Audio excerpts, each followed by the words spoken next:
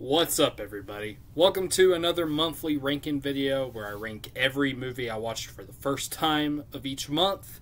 And today I'll be ranking every movie I watched for the first time in May 2024. I'm a little late on this one. I apologize. I missed a week and I just been lazy, but here it is, my ranking for the first watches of May. So this one is another weak month. I only watched 7 movies this month. So, and I think my number 1 is only an 8 out of 10. So, but with that being said, my number 7, however, my least favorite is actually a 6 out of 10. So I still liked my number 7. So I liked all of these movies. So it's not a terrible ranking. It's just a little less, but yeah. Okay, so with that being said, let's go ahead and get started. Okay, so coming in at number 7, we have the first of 2 DreamWorks movies on here, and that is Madagascar 3, Europe's Most Wanted. I didn't watch this when it came out. Honestly, I didn't want to watch it when it came out because judging by the trailers, it looked cringy as fuck. Particularly the Afro Circus stuff in it.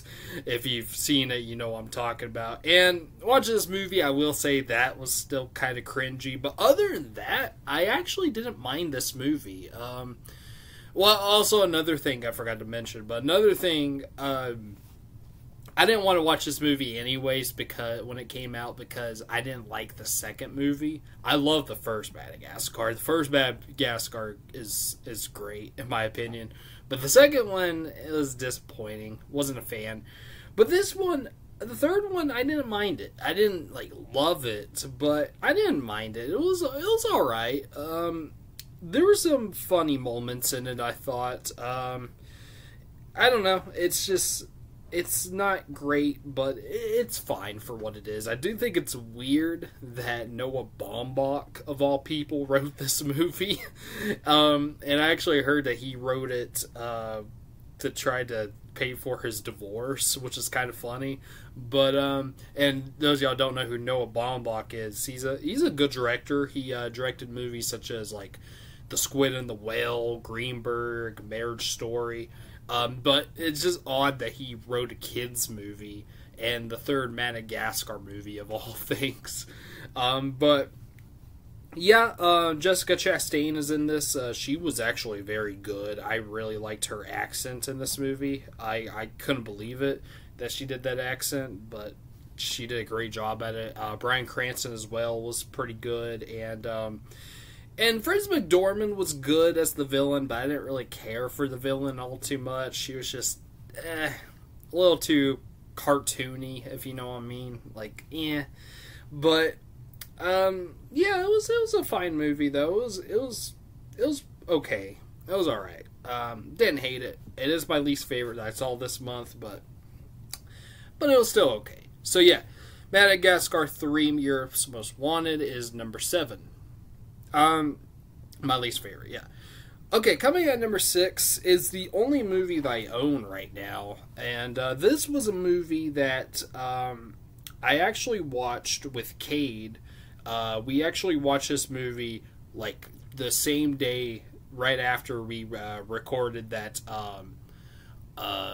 the vintage stock mystery bag unboxing video. If you watched that, yeah. And so far, this is the only movie that I've seen in that whole entire bag. But yeah, we watched my number 6, that is Serial Mom. And this was actually, believe it or not, my first John Waters movie. And yeah, this movie was weird. I knew John Waters was a weird director, but this was very strange. I know it's not his strangest movie. I know his early films are much stranger. The ones with Divine, like Pink Flamingos and Multiple Mantics. But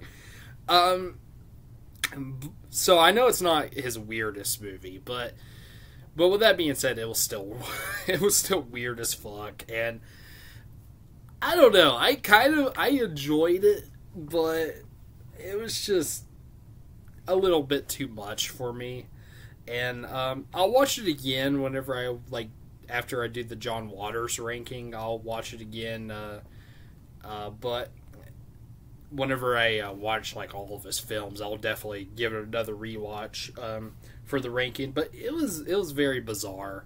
I did think Kathleen Turner did a great job as the leading character. I thought her character was really weird. I didn't understand why exactly she was a serial killer, but the actress did a great job though. Matthew Lillard is even in this movie, and he was all right. He was kind of funny at times. I thought Sam Waterston was really over the top, and just his facial expressions, it cracked both me and Kate up in this movie.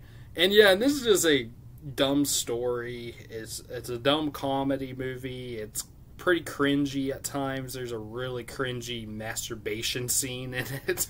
If you've seen it, you know what I'm talking about.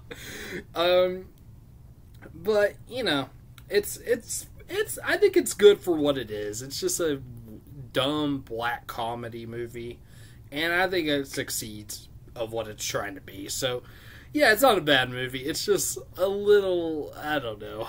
I enjoyed it for the most part, but it was just, pretty strange. And I don't know. I kind of wish I watched Pink Flamingos, which I know that's going to be weird and maybe even cringe too. But I don't know. I kind of wish I watched that instead. So just because. But yeah, Serial Mom. That is my number 6, I believe. My number 6. Just a minute. I lost the page on my phone. Okay. Alright, just give me a minute. My phone's being dumb. Be right back. Alright. Coming at number 5, we have another kids movie, but it's not a DreamWorks movie. This is a live-action movie. Well, you could say half live-action, half animated, sort of. But my number 5 is Paddington. And this was a movie that I was actually surprised to hear was really good, because I remember watching the trailers. I'm like, yeah, that's probably not going to be very great. But then I heard it was a good movie, and I even heard that the sequel is better, which I haven't seen yet. And I was like, oh, really? Those are actually good movies? And I watched this one, and I can safely say that, this is a good movie. This is a very good family film, kids movie, and it's pretty enjoyable. I didn't love the movie, though. It was alright to me, but I can't say that's good. I thought the character of Paddington was very good. He had some funny moments too. I will say, this movie reminded me a little like Wes Anderson, like the comedy too. But even there's certain stuff in this movie that I like, certain camera movements and whatnot. There's actually a scene in the movie that was pretty much, I want to almost say, a ripoff of the submarine scene in Life Aquatic with Steve Zissou. But there's a scene with showing the this dollhouse, and it shows the characters in it, and it was straight up like Life Aquatic. If you've seen both, you probably know what I'm talking about. It was exactly the same as Life Aquatic, and I mean, I don't know if you could say a ripoff or just an influence. I don't know, but it was very, very identical to it, and I won't say I hated it, but I don't know. Life Aquatic just, Wes Anderson did it better. So, yeah. But, yeah, and, some of the other performances, what's her name? Sally Hawkins was in the movie. She was very good. And, Nicole Kidman I thought was okay, but she plays the villain. I will say, it's kind of ironic that I have this and Madagascar 3 on the same ranking, because the villain of Paddington reminded me a lot like the villain in Madagascar 3. Like, even their motivations were pretty much exactly the same. Like, and the characters were pretty much the same.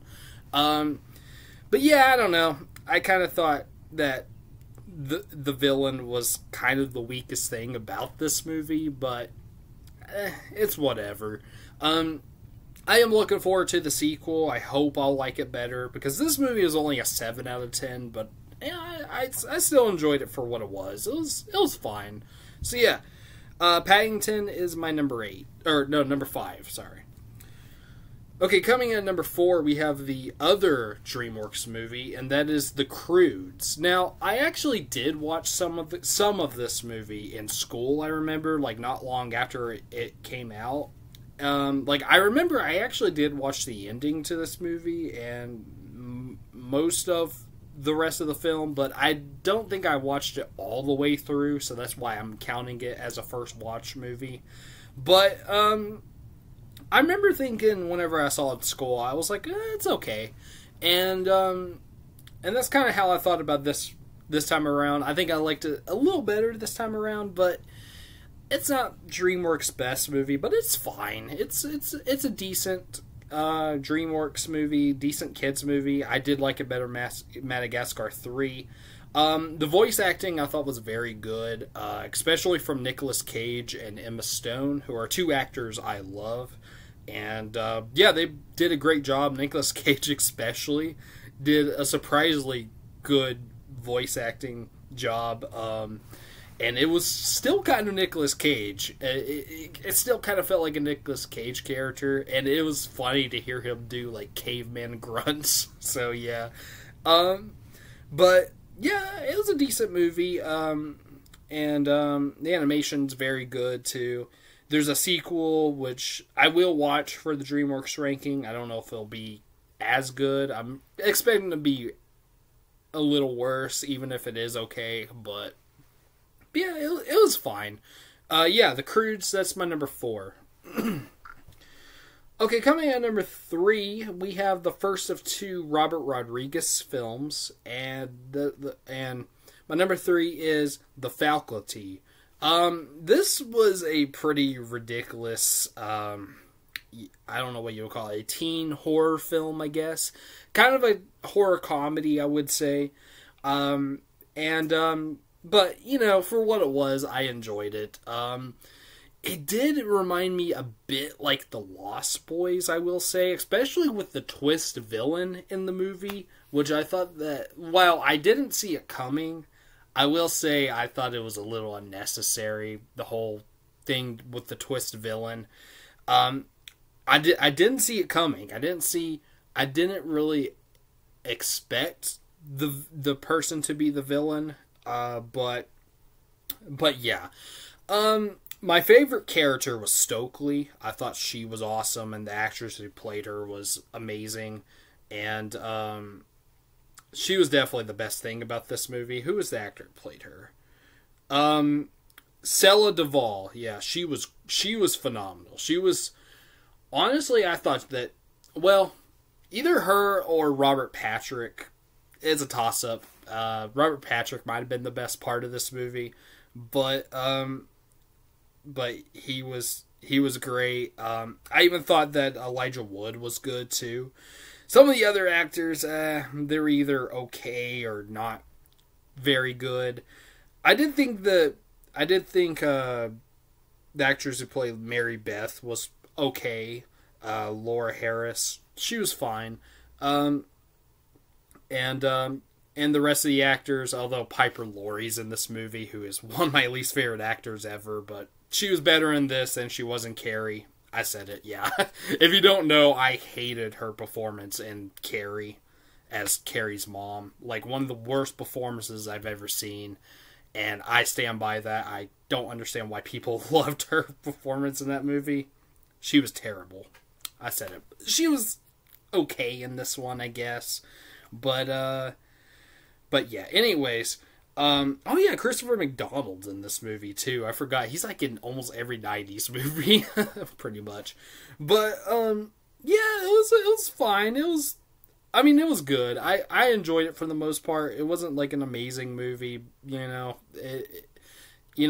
bad acting, but some good acting as well. And it was just, I think it was good for what it was. So yeah, The Faculty, that's my number 3. Coming on number 2, we have the other Robert Rodriguez movie, and that is a sequel that is Sin City: A Dame to Kill For. I got to be honest, I actually liked this one better than the first. I did. I enjoyed it more. I mean, they're about almost exactly the same, but although I think some people say that it's not as good as the first, I kind of disagree. I actually liked it a lot better. It was just more entertaining for me, and just, I don't know. I just enjoyed it. I'm not a huge fan of these movies, though, but in general, but, they're fine. I think they're pretty well made, and, pretty cool. I thought Eva Green was the best part of this movie. She was phenomenal. She is a great actress. She's a very underrated actress, and she's naked a lot in this movie, so that's a plus. but yeah, she was phenomenal. There's even a cameo from Lady Gaga in this movie, and it was pretty good. And some other actors too. I forgot who all else is in this. I mean, I know recurring actors like Jessica Alba and Bruce Willis, Mickey Rourke.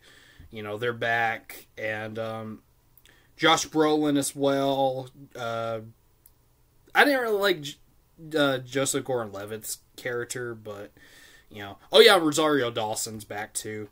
That's great because I love her, and yeah, Ray Liotta as well, and Stacy. Oh yeah, I forgot Stacy Keach. Oh yeah, and Christopher Lloyd as well. There's a lot of people in this movie, as there was a lot in the first one as well. But yeah, I actually liked it better than the first. I honestly did.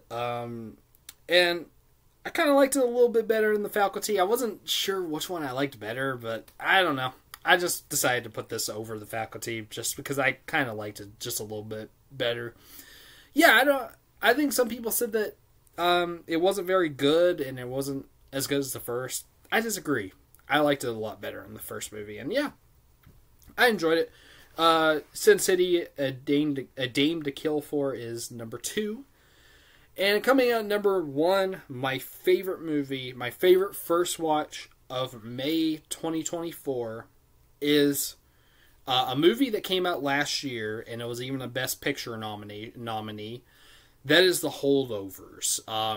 Alexander Payne's most recent film, yes. Very good movie, very good. I will say though, I didn't love the movie. There was some stuff I don't know. I just don't think it's Alexander Payne's best. I know a lot of people are saying it is his best, but I don't see it honestly. I think a lot of other movies that he's done are much better. I mean, of course, my favorite movie as of right now, my favorite movie of all time is Sideways. That's of course better. And Election is better, and Nebraska I think is better too, but yeah, but it was still good. It was still a good movie. I wasn't in love with the story. I think that was my main issue with it. Was I didn't love the story. I mean, it was okay, but it was kind of simple. It was kind of, I don't know. It wasn't really that unique. I thought it just didn't feel new to me, really. So, it did feel like an Alexander Payne film, but I don't know. He is known for doing, simple stories. A lot of his stories are just simple and just, not, the best, but he does it very well. But this one, I don't know. He's just done simple stories better. Nebraska is a very simple story, but I think he did that one 10 times better than this one. But, not to knock this movie. This is still a good movie. I think the acting is probably the best part. I mean, particularly from Paul Giamatti and what's her name? Divine Joy Randolph, and even Dominic Sessa, I guess, maybe? I don't know. But the main three in this movie, they were all fantastic, I thought. I mean, I love Paul Giamatti. You know, he's one of my favorite actors. And I think Divine Joy Randolph, I think she won an Oscar for this movie, if I'm not mistaken. Which I don't know if I would have gave her an Oscar for this, but I mean, she was great. Don't get me wrong, but I don't know if it was Oscar worthy. I don't know. I don't even know who else was nominated, but if I'm not mistaken, I think she did. But you know. But yeah, that was probably the best part. The cinematography was also very good. And yeah, I enjoyed it. Maybe I might like it better on rewatch, but I've only seen it once, and I don't know, just not loving the story of this movie kind of makes me not give it a 9. But other than that, it's a high 8 though. It's close to a 9, but not. I don't know. It's just not quite there for me, but I still enjoyed it. I will say it will be kind of low whenever I do my Alexander Payne ranking, my updated ranking, that is, which I do plan on doing that, maybe next week. But I'll go and say, though, it's a little low, though, on that ranking right now. Sorry, but I still enjoyed it. I still enjoyed it very much, and yeah, it's a very good movie. I liked it a lot, and it is my number one favorite first watch of May 2024. All right, there we go. There's my first watches of May 2024 ranked list. Hope you enjoyed. Thank you for watching. Yeah, put down in the comments. What was your favorite first watches of May 2024. Yeah, and please like, subscribe, comment, share, hit the bell, and yeah, like I said, as for my next videos, there should be an updated Alexander Payne ranking, as well as my top 20 favorite movies of the year 2020. I still need to put that one up. Or of the decade 2020. My mistake. That I've seen so far. Yeah, because I did my top, I did my ranking for all the movies I watched of 2020, and I said that I'll be doing the top 20 for the decades so far. Still need to do that one, but I already did the top 20. I just haven't, made a video yet, but I will be doing that hopefully next week, as well as the Alexander Payne updated ranking. So look out for those, and I don't know what else I got planned, just some other stuff. I'm sorry for the lack of videos lately. I apologize for that. I don't know, I've just been very lazy lately. So yeah, I still want to keep doing this channel for right now. It's not like I don't know. I'm starting to lose interest, but I still want to give you guys videos. Those of y'all who are subscribed to me. So yeah. But anyways, yeah. Enough yapping. Anyways, I'm gonna go now. I'll see you guys later. Peace.